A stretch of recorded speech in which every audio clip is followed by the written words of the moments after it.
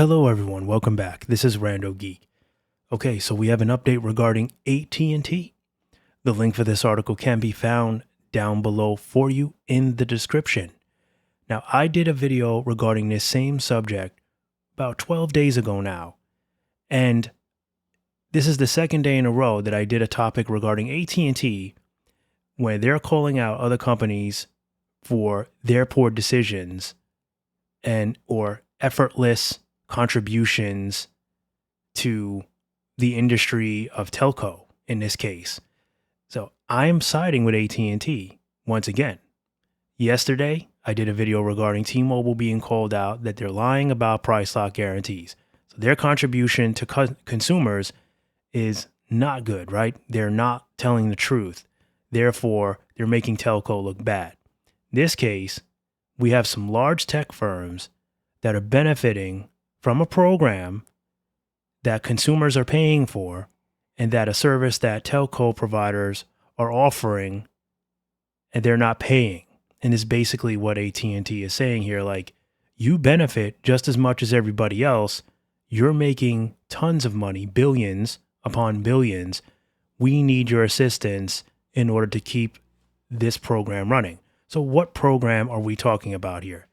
That is the USF Universal Service Fund. Okay.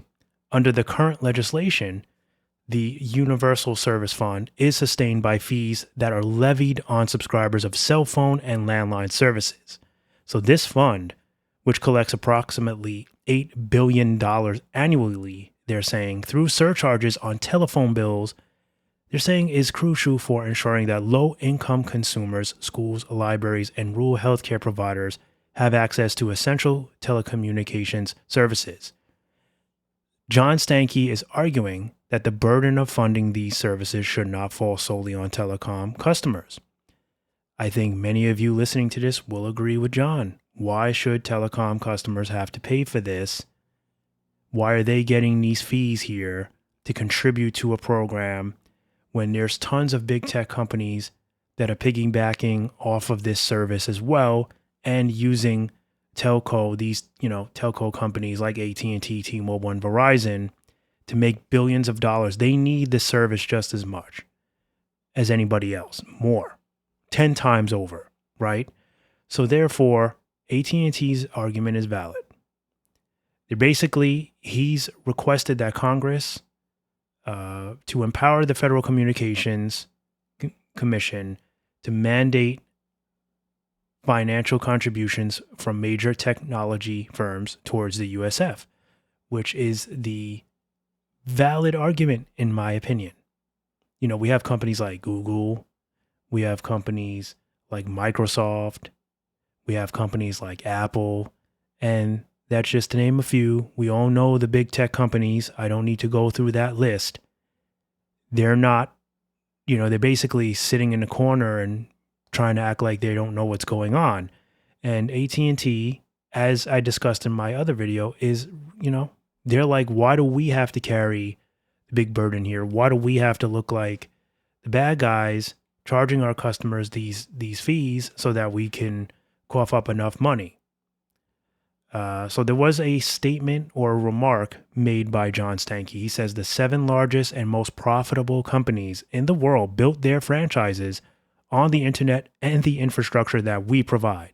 So why shouldn't they participate in ensuring affordable and equitable access to the services of today that are just as indispensable as the phone lines of yesteryear? So he's calling out these big tech companies to contribute to the USF, which has gained new momentum following the depletion of a separate government internet subsidy in May.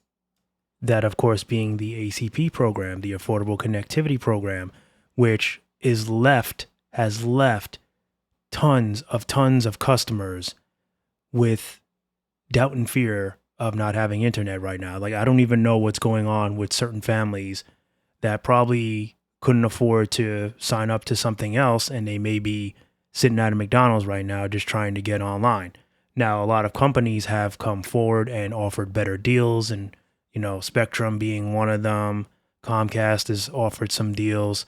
So they're working with consumers that are suffering financially. But AT&T has a valid argument here, folks. I think so. I think they have a valid argument. I think they're only trying to say, like, these huge companies make tons of money and they're using, their services.